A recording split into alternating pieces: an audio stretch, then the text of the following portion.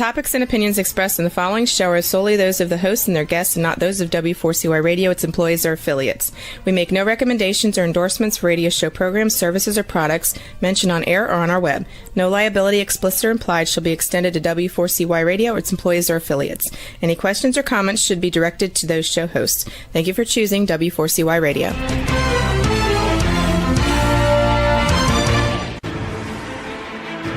What's working on purpose anyway? Each week, we ponder the answer to this question. People ache for meaning and purpose at work, to contribute their talents passionately and know their lives really matter. They crave being part of an organization that inspires them and helps them grow into realizing their highest potential. Business can be such a force for good in the world, elevating humanity. In our program, we provide guidance and inspiration to help usher in this world we all want, working on purpose. Now, here's your host, Dr. Elise Cortez.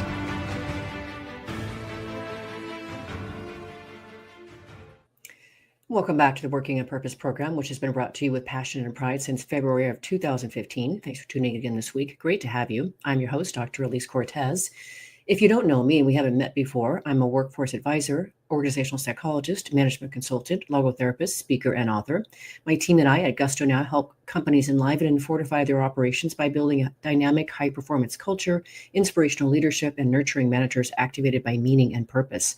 And did you know that inspired employees outperform their satisfied peers by a factor of 2.25 to 1? In other words, inspiration is good for the bottom line. You can learn more about us and how we can work together at gusto-now.com or my personal site, elisecortez.com.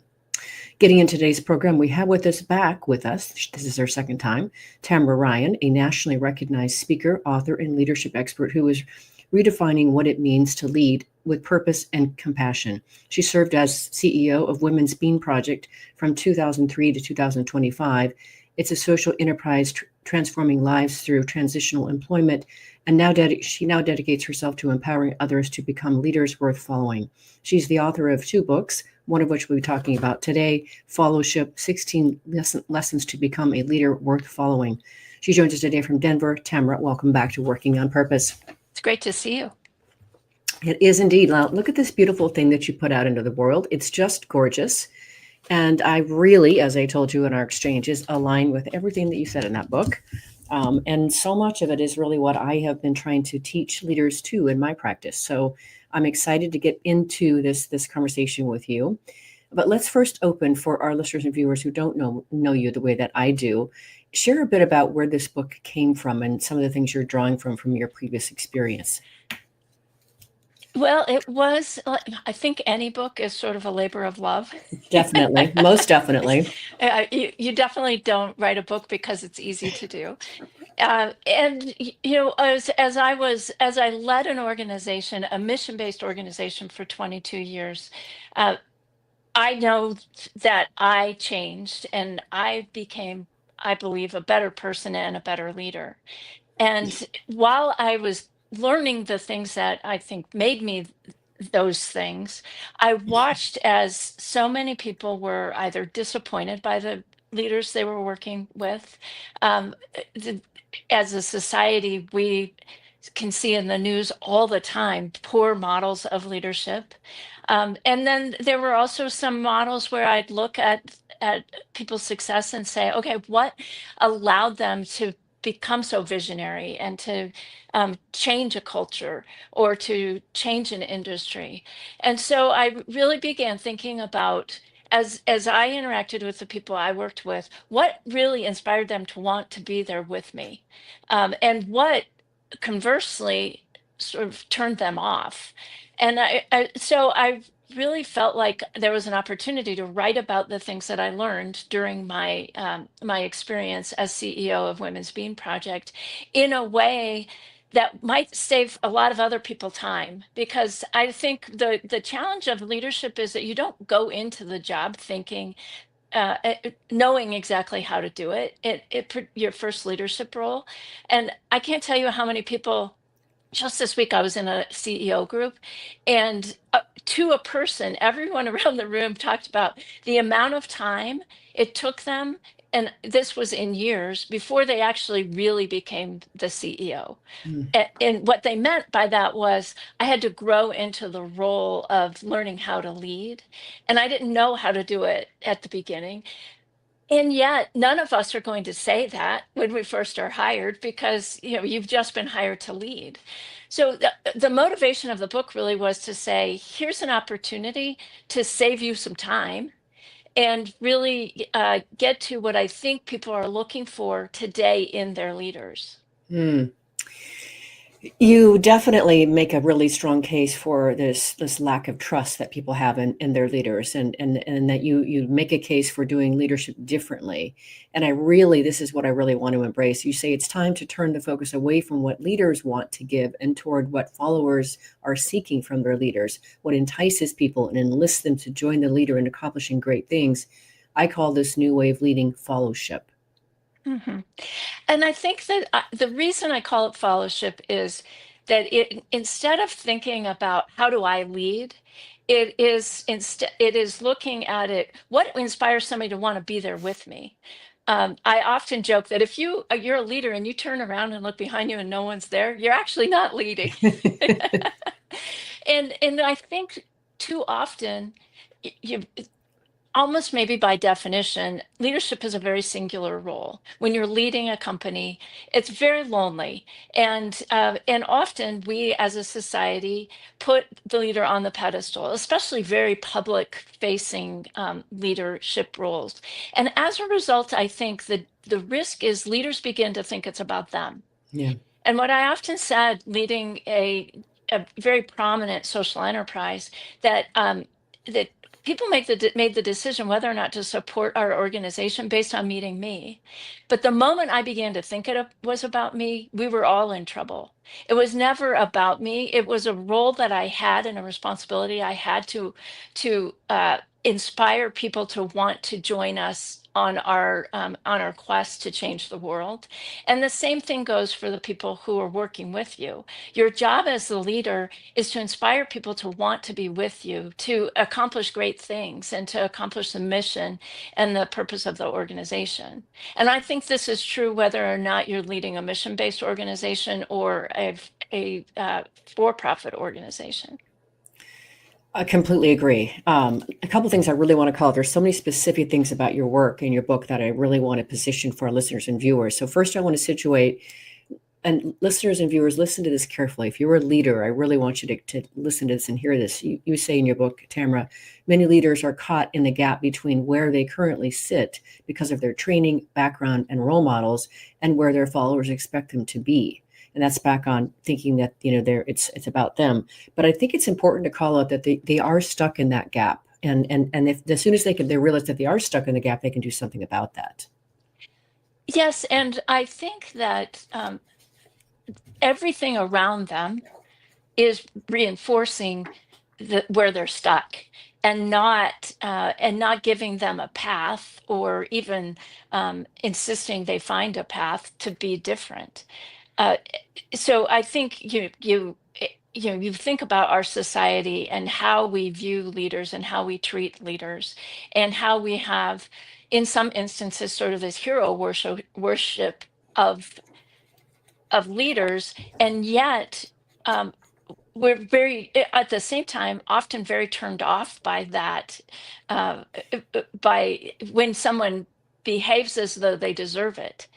And so we're not giving anyone the opportunity to see the path to, maybe it's a more enlightened leadership of recognizing it's not about them. And that's, I think, why we're stuck, is because we put leaders on a pedestal and then we resent them for being on that pedestal.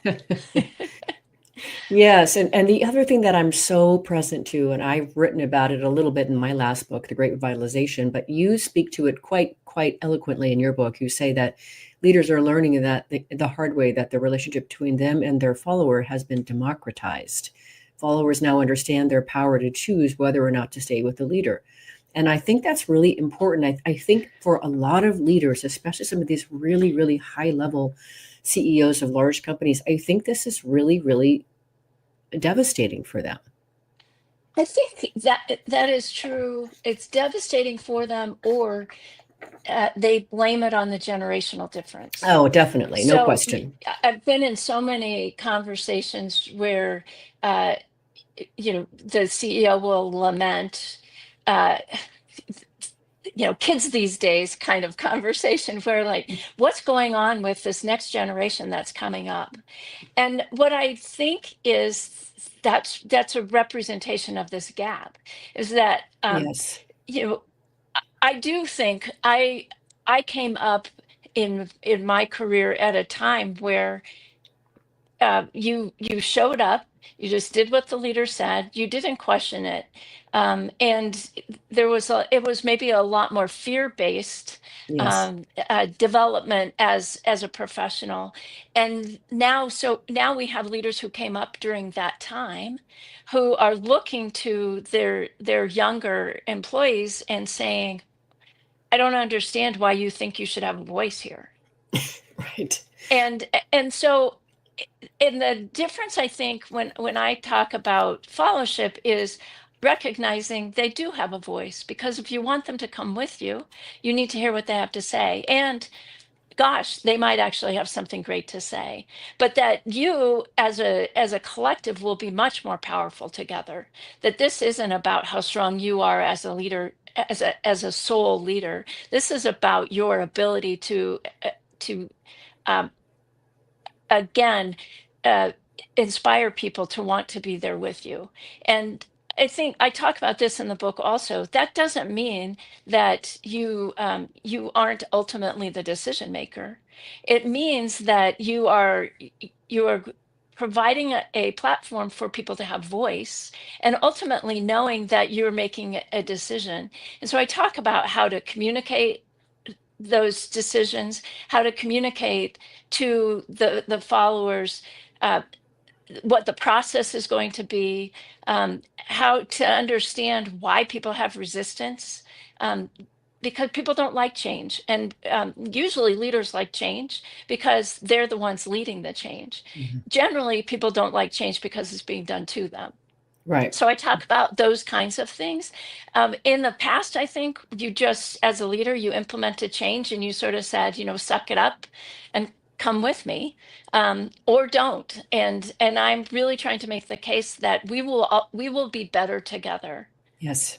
Completely agree. A couple things that came up from that, Tamra. First, I attended a dinner a few weeks ago, and there was a gentleman there who had mentioned he offered that he was 76 and had worked all over the world, and he was talking about today's workforce, and he said these new younger people need to learn how to just be quiet. And I said, "Excuse me, sir, with all due respect, I completely disagree with you." And we went into a conversation about that, and it was just, so it's kind of along the lines of what we're talking about here.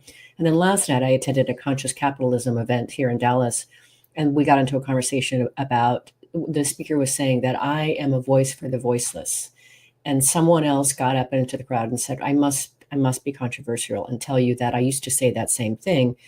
And she said, now I recognize everyone has a voice. It's just that they haven't been able to use it so frequently. And now I'm about enabling more people to use that voice, not to speak on behalf of others for their voice.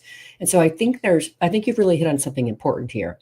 I think that this exasperation is an expression of not understanding that we are a bigger, fuller workforce of multiple voices and generations. And yes, we are better together. So I think you've really articulated that really well. Well, thanks. And I think also what has been lost is that you can enlist people to come with you if they understand where they're going and they buy into the vision. Yeah. And so there is a whole section about this idea that your responsibility as a leader is to create a vision that those who are around you contribute to, but to create a vision of where you're going and how much better the world is going to be when you accomplish that vision, and then enlist people to come with you. And I think too often what happens is the leader does not give a lot of thought to that vision, and potentially that there is no vision. It's just about shareholder value, and so everybody's marching forward, or the leader is hoping everyone marches forward to creating this shareholder value, that potentially nobody but the leader has any interest in helping to create. And I think that that's also what gets lost, is that this isn't about a bunch of automatons who are going to follow this leader. It's about people being bought into where you're headed. Yeah, no question, no question. And one thing that we learned last night, the speaker had been a CEO of various companies, and and he said that for most CEOs, the contract is that they are there to serve the company, and they're absolutely there to serve the shareholder. That's in their contract. So of course, everything that they're compensated and incentivized to do has to do with serving that shareholder.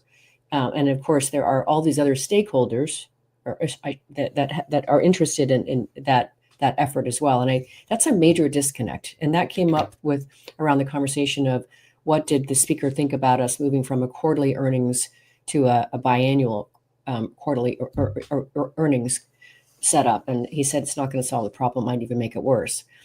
Anyway, I think that's a really important thing to understand too in the mix of all this here. There's some really divided interest here at work that I think need to be addressed at some point. And I think both divided interest and divided perspective. I talk in my book about a meeting where I was with a group of women CEOs. I love that conversation. Yes. And the what was so interesting was, so we were going around the table and giving this one CEO our advice or input about her concern that nobody seemed to work as hard as she did as she was building her company. Yeah. And she didn't understand why they didn't put in the hours, etc. And I just was really struck by how obsessed it felt she was with people's butts being in their seats. Right. And so when it came to my turn, I said, I guess it depends on what you want.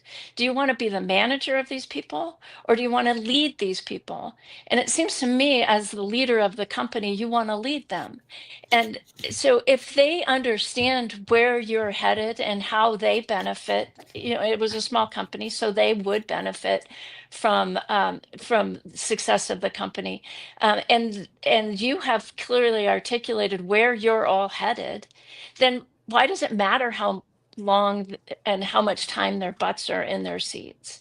And it was this moment of, for me, it was actually a revelation of, we say we have leaders, and they're really just managers. Right. With leader titles. Right. I completely agree. And I want to dive more into that, but let's grab our first break. I'm your host, Dr. Elise Cortez. We've been on the air with Tamra Ryan, a nationally recognized speaker, author, and leadership expert who is redefining what it means to lead with purpose and compassion through the concept of followership. We've been talking about some of why this is an important topic to talk about in today's times. After the break, we're going to get into what are the essential characteristics of a strong leader. We'll be right back.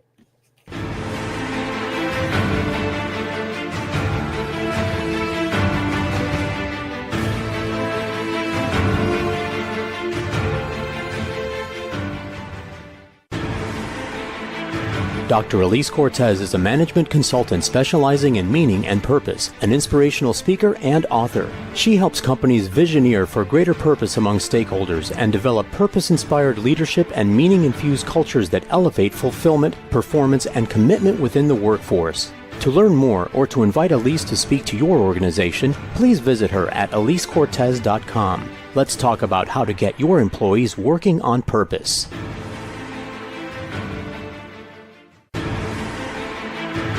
This is Working on Purpose with Dr. Elise Cortez. To reach our program today or to open a conversation with Elise, send an email to Elise, A-L-I-S-E, at elisecortez.com. Now, back to Working on Purpose.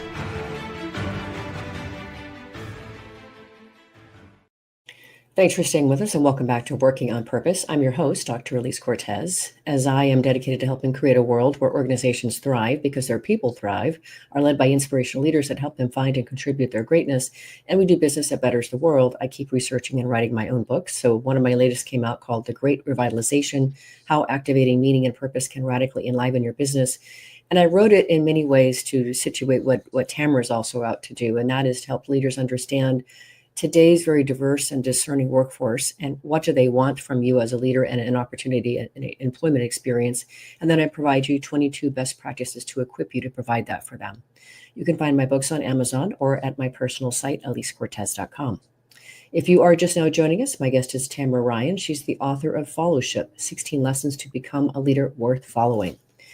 So that last bit we were talking about before the break there about are you a manager or a leader? And I want to situate that for our leaders because I think it's really, really important for our listeners to discern this because those two words get conflated all the time, manager and leader, and they're distinctively different, of course, as you and I align.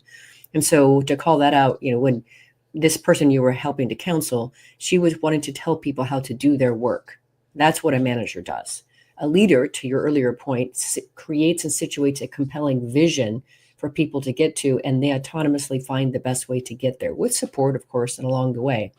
And I think it's really critical that what you just said, because I have a client here in Dallas that has about 100 people, and their leader, the president, is absolutely leading this company as a manager. Everything goes through this person. So that's important to distinguish. I think it's important to distinguish, and I think it's not an uncommon gap for people to have. And you think about how our careers progress.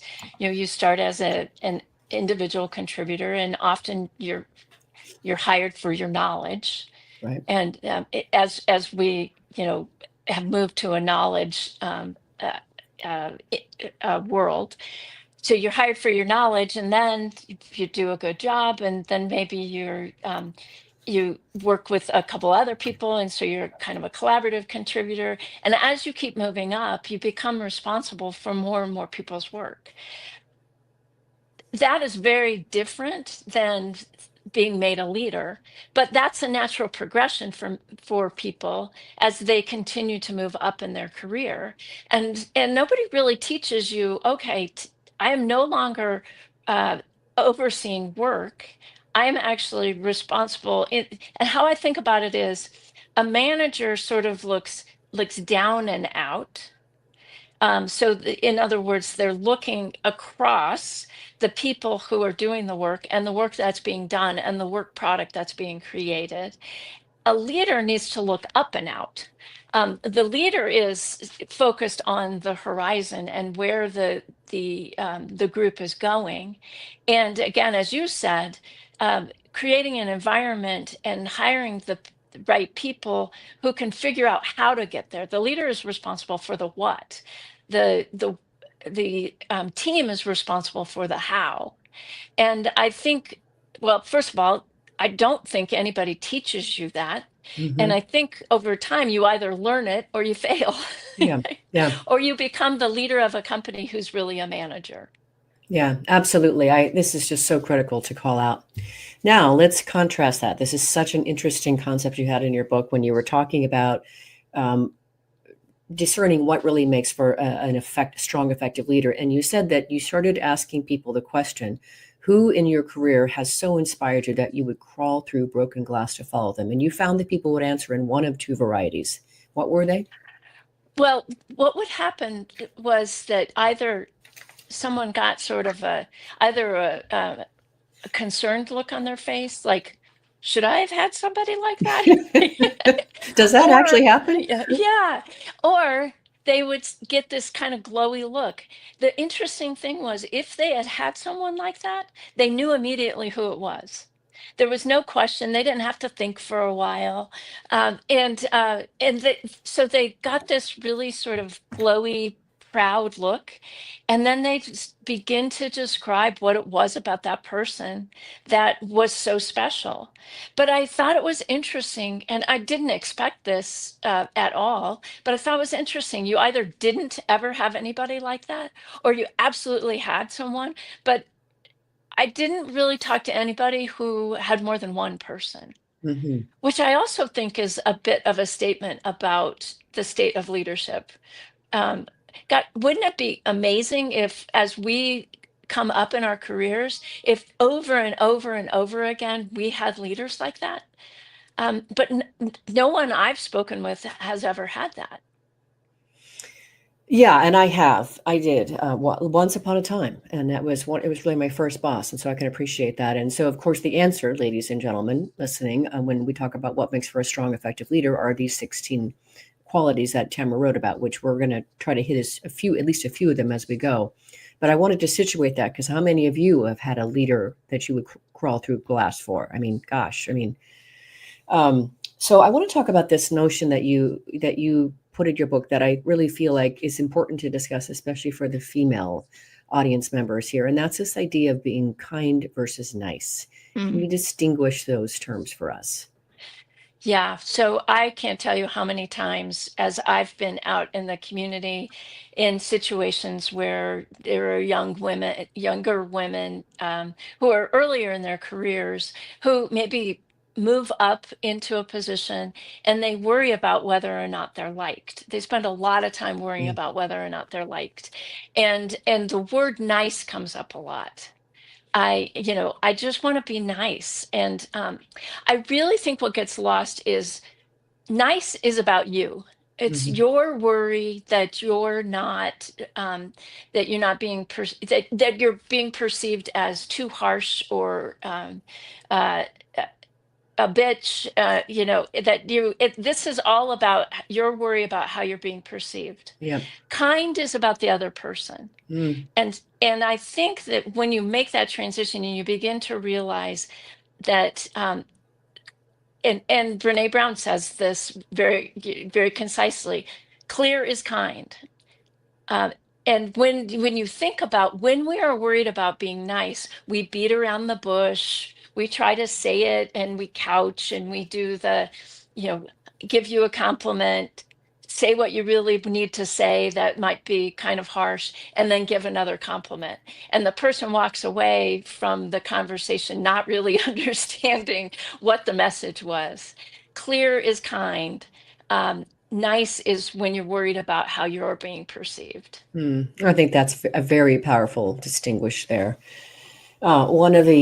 It's always delightful when I see authors that put forth what and play with language, and the way that you do that is gorgeous. And especially, I gravitated to your word ambition.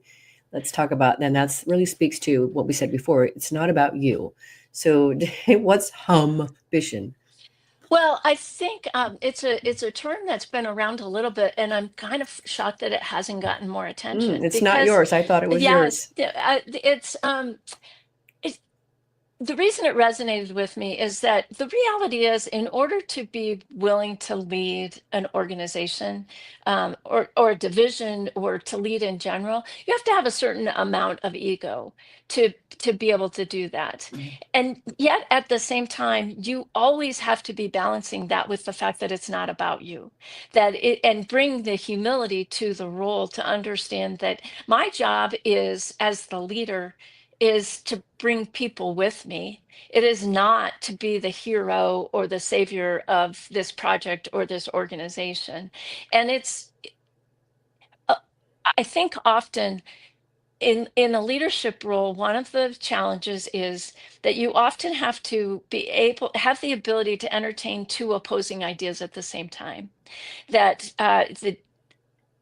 and be comfortable enough in that cognitive dissonance to be able to do your work and to lead the team.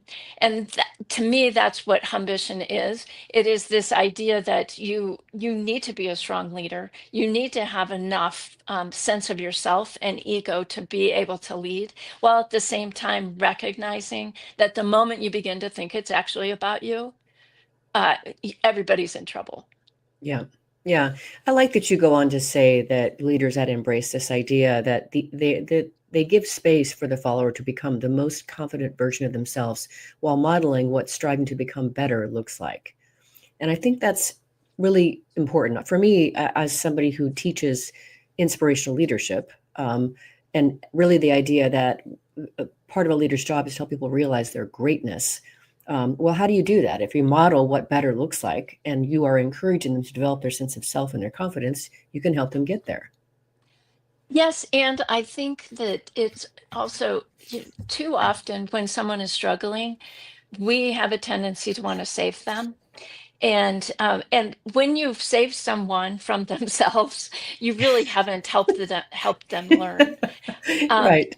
I talk about in the book how often I would have a conversation with myself before going into a challenging meeting, or a meeting where someone perhaps uh, wasn't performing well, and I would ask myself, "Am I committed to this person's success?" Yeah. Because if I am committed to their success, how I show up to that meeting is going to look very different.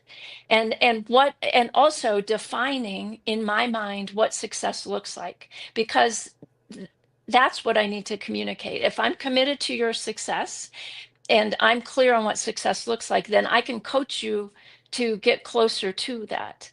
And I think too often we have an expectation of people, and we don't necessarily clearly communicate it. And we say it more general terms, like, I just need you to do your job.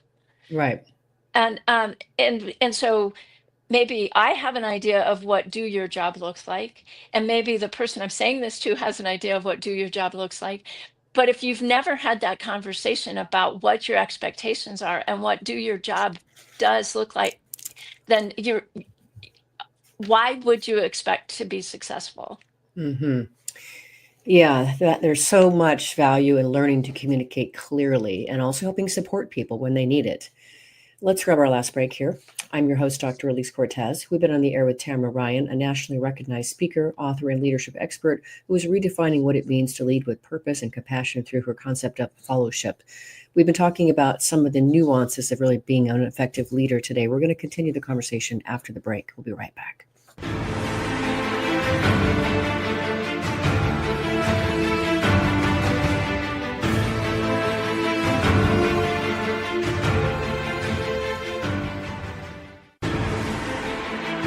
Dr. Elise Cortez is a management consultant specializing in meaning and purpose, an inspirational speaker and author. She helps companies visioneer for greater purpose among stakeholders and develop purpose-inspired leadership and meaning-infused cultures that elevate fulfillment, performance, and commitment within the workforce. To learn more or to invite Elise to speak to your organization, please visit her at elisecortez.com. Let's talk about how to get your employees working on purpose.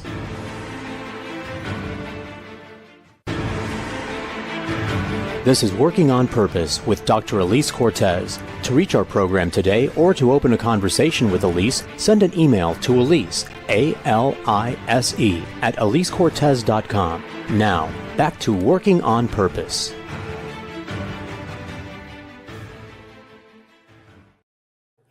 Thanks for staying with us and welcome back to Working on Purpose. I'm your host, Dr. Elise Cortez. As you know by now, this program is dedicated to empowering and inspiring you along your journey to realize more of your potential. If you want to learn more about how we can work together and learn about the Gusto Now Academy for leaders and individuals on various journeys alike, make your way to gusto-now.com and then navigate to the training tab and you'll find it there. If you are just now joining us, my guest is the author of Followership, 16 Authors to Become a Leader Worth Following. That's Tamra Ryan. So, Tamara, one of the things I want to get into next, there's a couple pieces. There's several of the lessons that are really especially poignant for me, but I want to talk about one of them next, and that is the idea that your word is your bond, how critical this is. And especially you say that a leader worth following holds themselves to a higher standard for their accountability than they do others. Well, I think that this is one that probably almost anyone in our country today could look around and say that we're disappointed with our leaders because they don't espouse this view. Yeah. Um, I think that this idea of understanding both the weight of your words, Yeah. that when you're in a leadership role and people begin to have respect for you in that role, they're paying attention to everything that you say. Yes. And I think that depending on the type of person we are, and I'm an ideator, so I like to say, I wonder if such and such might work, or I might if I don't watch myself, I might say something that's sort of a throwaway thing, or I might try on an opinion for size, just like, do I, say something and then wonder, do I really believe that? And what I've learned over time is that, first of all, everyone is paying attention to your words, and if you're not careful enough, they will take your words and run with them, Mhm. both in good ways and bad ways. And so I would preface it by saying that's the first part of that lesson. The second is that when you say you're going to do something, because your words carry so much weight, people are going to take you for your word. Yeah. And then they're going to pay attention to whether or not you did what you said you were going to do. And that could be things as simple as, I'm going to talk to Joe about this situation, and then getting busy or wanting to avoid conflict and not actually having the conversation with Joe. That you might not think as a leader that's that big of a deal. Like, oh, I'll get to it eventually. The person you've made that commitment to thinks it's a big deal. And I think we forget that people are paying close attention to what we say and close attention to what we say we will do. And we don't think of our word as being things that we say as being a commitment often enough. And we're Mhm. surrounded, I think, by people in really every sector who don't see their word as their bond. Completely agree. And that's one of the reasons I wanted you to talk about this specific lesson. And one thing I would say, listeners and viewers, is in my work with leaders, what I have discovered the same thing that Tamara's talking about over and over again. People are saying we don't trust the leader because they don't follow through with what they said they're going to do. And I think it's oftentimes as simple as not having a system to capture what you said you were going to do. Right? You said you were going to have a conversation with Joe, but you completely slipped your mind as you ran to the next meeting. And I think that part of the opportunity here is just to simply find a way to really, really hold yourself accountable by capturing for yourself what you said you were going to do. Well, it's funny you say that, and I just flashed to any number of one-on-one conversations I would have with my direct reports. And in that conversation, often what would come out of it is, um, I would say something like, well, let me look into that file and see if I can find that history, or let me find and so's phone number so that you can call them, whatever, very simple things. But I would never say it and not write it down. Yeah. So I would sit in that meeting and, of course, I would go into all of those one-on-ones prepared for the topics that I wanted to discuss and check in on. But I would never walk out of that meeting without having written that down on the list of things that I had to do. And I think something as simple as that Right. keeps you accountable. I also think sometimes we miss the fact, as leaders, we miss the fact that we hold, and you talked about this before the break, that we hold everyone accountable, but are we holding ourselves accountable? Yeah. I believe we need to hold ourselves accountable even to a higher standard. But I think too often we're so focused on holding everyone else accountable, we haven't given a lot of thought to how we're holding ourselves accountable in the same, or even a more rigorous way. Yeah. Agreed. Such an opportunity. Some of that is just self-awareness and having a system to be able to do that. But one of the things that you mentioned earlier that I definitely wanted to talk about when you were talking about the example of, I'll circle back with Joe, is you said something about, maybe you're running from conflict or afraid of conflict. And I think this is a critical one. This is one of your lessons here, not to run away from conflict. So let's talk about that one. Well, I mean, She who smiles likes when I say that. nobody Yeah, right, nobody likes conflict. right. And yet at the same time, and conflict, I think, in our minds, that is multiple levels. It can be something as simple as, you, that you need to have a tough conversation with someone that's going to be a message that's really hard to deliver. I mean, that's one version of that. And I agree. It is way more way easier from a mental anguish standpoint to avoid having hard conversations, Hmm. and to ignore the subtle cues that there's something going on. But I guarantee that if things not addressed will blow up. Yeah. And and blow up might not be a big dramatic thing, but you will lose good team members.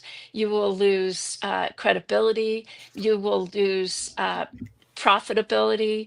Uh, and so being willing to have the hard conversations and being willing to address conflict in a productive, non-confrontational way is probably one of the most important skills anyone as a leader can learn. Um, I- and I think that often what happens is that it's never as bad as we imagine it to be. It's the avoidance of it that makes it seem bigger.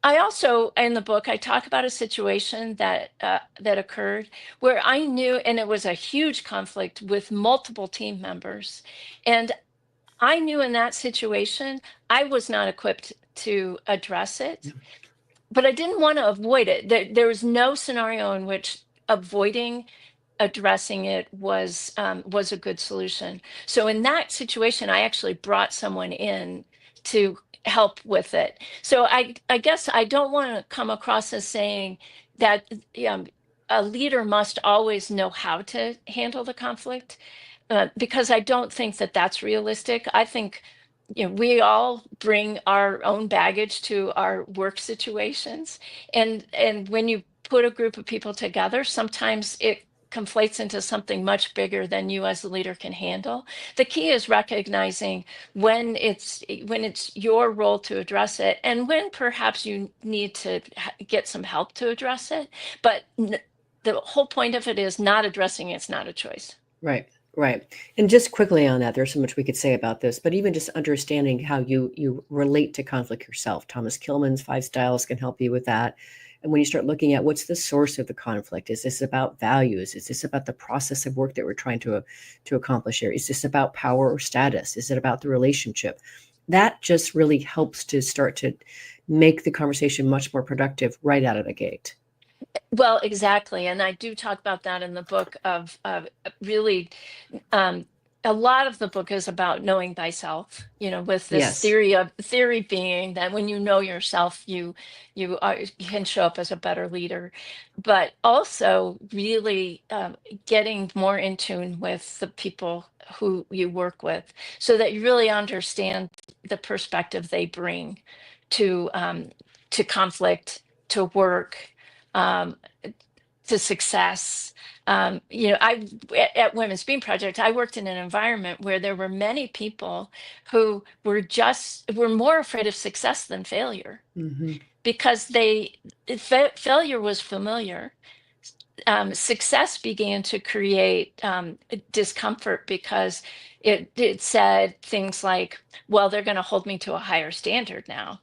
Um, when I failed, everybody knew, to expect that of me, and so even understanding that of the people I worked with was super helpful in terms of how I could work with them, and how I could better frame their behavior. Hmm. Yes, and now in many ways, what you've been just discussing there really does speak to and smacks of emotional intelligence, which you really can't go a day without hearing that phrase. However, what I would say is that many people really don't understand what that entails. One, they don't understand that if you look at the Goldman model, the 4 aspects of it. But part of what you also talk about is how important it is for leaders to understand and correctly label their own feelings before they can even be adept at helping others connect with their own. Yeah, I talk in the book about, and this was, part of a personal evolution for me, but um, this happens to us all the time, and I think your listeners will be able to relate. Things happen around us, and we have responses. We have emotional responses. I think that's not uncommon. What is uncommon, though, is taking a step back and saying, "Gosh, why did I why does that make me so mad? What is that situation reminding me of, or what is that bringing up for me? And Mhm. taking that next step to really understand why you have that emotional response before you react or act is probably one of the most important skills relative to emotional intelligence that I've learned personally. And just getting in touch with, holy cow, that really kind of ticked me off. What's going on for me? Not, we have a tendency, I think, as humans to say, you really made me mad, instead of saying, huh, that really actually kind of made me mad. I wonder what's going on for me, what does that trigger for me? And that isn't about being all up in our feelings. It's really having the self-awareness of understanding why we behave or react in a way to the external environment.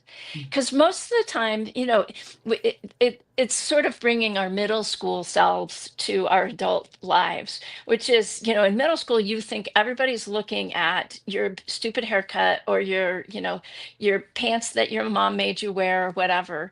And really, as we get older, what we should begin to realize is the fact of the matter is most people aren't thinking about us at all Right, right, most of the time. And right. they're doing things not to make you mad or to make you upset. They're doing things because of their own reasons why they do things. And in the same way that we need to understand why we're responding in the way that we are. It's not being done to us. It is being done, and we're having feelings about it. Yeah, and to bring this point home, I'm sure many of the listeners and viewers are like, yeah, huh, yeah, I got all that. I know all that. Makes complete sense. And then let's just throw some numbers at you, ladies and gentlemen. You quote an organizational psychologist, Tasha Urich, in your book, and who says that 95% of people believe they are self-aware, 95%, but only 10 to 15% actually fit the criteria of being self-aware. I think this is really important, right? We're not nearly as with it as we think we are. Well, yes, and that goes back to the ego part, right? So the one question I would ask is the 95% comes from the ambition, and Right. and the 10 to 15% really comes when humility actually ends up being combined with that. I I I thought that that was fascinating because if you think about that and how that's showing up as leaders walking around and their companies, 95% thinking they've got it going on, and really only 10 to 15% actually do. No wonder people are quitting their jobs or Right. not inspired by their leaders or not trusting their leaders. Right. Right. Oh, so important. I'm so glad that you're on this next venture of your life. I'm so grateful that I got to read your book. As I said to you, I'm completely aligned with this. So much of this is what I've been trying to teach as well. So now we're locking arms. We're doing this together. The show's listened by people around the world who are trying to develop their leadership. They're trying to find companies that will help them realize their greatness. What would you like to leave them with today? Well, I think that when we think about leadership as a journey, not a destination, then that opens us up to a continuous improvement. And that we will never entirely be there.